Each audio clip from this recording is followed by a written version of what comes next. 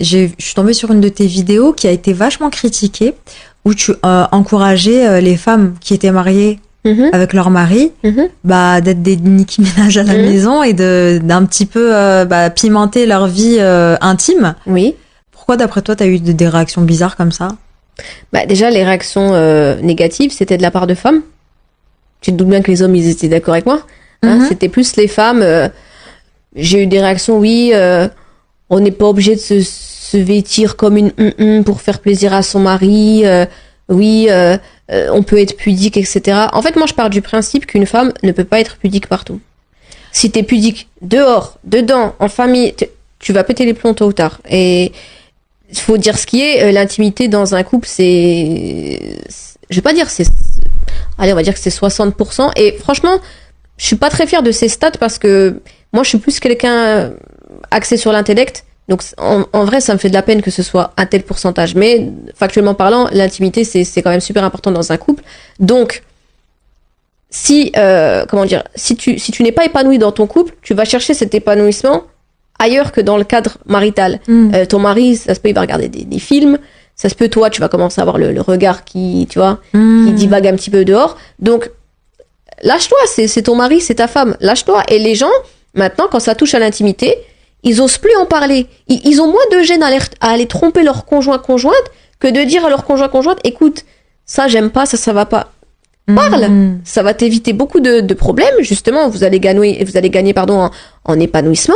Et puis c'est sympa. Enfin, c'est censé être un moment, important, du coup. Oui, surtout quand on est marié, chaque rapport, c'est une louange à Allah. Donc, bien sûr, déjà. Donc, pourquoi, diaboliser ça? C'est bien comme ça les gens, ils viennent au monde, en fait. Et, oui, mais non. Maintenant, si tu les écoutes, si tu les écoutes. Tu vois, si on fait pas ça, on fait pas d'enfants, donc, Non, mais si tu les écoutes, non. Tu vois, en plus, c'était quoi? Il y a 2 jours, il y a une femme, pareil, qui est venue, à Paris me voir, me dire, oui, t'as pas honte de parler de ça dans tes vidéos? J'ai mis honte de quoi? T'es né comment? T'es né comment, quoi? C'est ça, en fait. Et en fait, alors que j'en parle pas dans un cadre en fait, psychologique entre le bien et le mal. Enfin, c'est trop.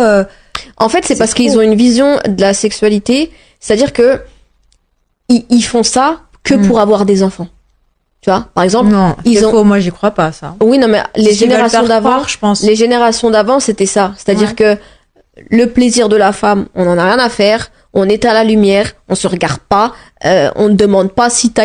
C'était vraiment mécanique pour faire des enfants. Et en fait, ce principe, il est quand même resté ancré, en tout cas dans notre culture à nous, il est quand même resté ancré. Du coup, ça fait que quand t'es une femme et que tu parles d'intimité sur les réseaux sociaux, voire même dans la vie de manière générale, oh, mais t'as pas honte. Mais honte de quoi? Tu es né comment? Tu vois? C'est ça, ouais. Puis c'est quand même un axe central du monde, tu vois, l'intimité. C'est quasiment le monde entier tourne autour de ça, malheureusement, encore une fois. Mais ça fait de la peine. Surtout dans le monde occidental dans lequel on évolue, que ce soit bien ou mal, chacun aura son avis sur la chose. Mais c'est vrai qu'on est confronté à ce genre de choses. Et d'un côté, l'émancipation féminine a fait que maintenant la femme assume plus ce côté d'elle féminine, sexy. Et c'est vrai que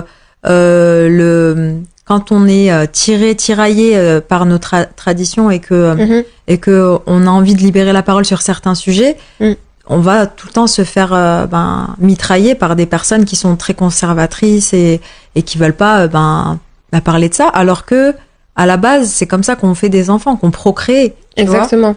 Moi, tu sais, j'avais reçu un témoignage d'un coup, une fille, elle m'avait dit mon mari veut pas que je me maquille à la maison. Elle m'avait dit mon mari, il veut pas que je me maquille ni dehors ni dedans. Un coup, j'essaie de mettre une tenue un petit peu jolie, tu vois. Elle m'a dit non, tu mets pas des trucs comme ça, t'es pas une... Moi, je suis désolée. Ton mari ne veut pas que tu te maquilles à la maison, ton mari aime les hommes. Voilà, non mais moi je fais un raccourci, il y a pas de oui non, je suis désolée, tu es un homme, tu ne veux pas que ta femme s'apprête à la maison, encore une fois pas dehors, tu aimes les hommes, fallait être pareil qu'un homme. Voilà. Une femme si elle est pas féminine, si elle s'apprête pas et que tu aimes qu'elle ne s'apprête pas, il y a un problème. Il y a un problème. Il y a un gros problème. Donc encore à l'extérieur et encore ça dépend des avis de chacun. Mais à l'intérieur, ta femme, elle met une belle tenue, une jolie petite tenue, elle se maquille, elle se fait un brushing et tu lui dis non, tu te démaquilles, non, tu aimes les hommes, monsieur.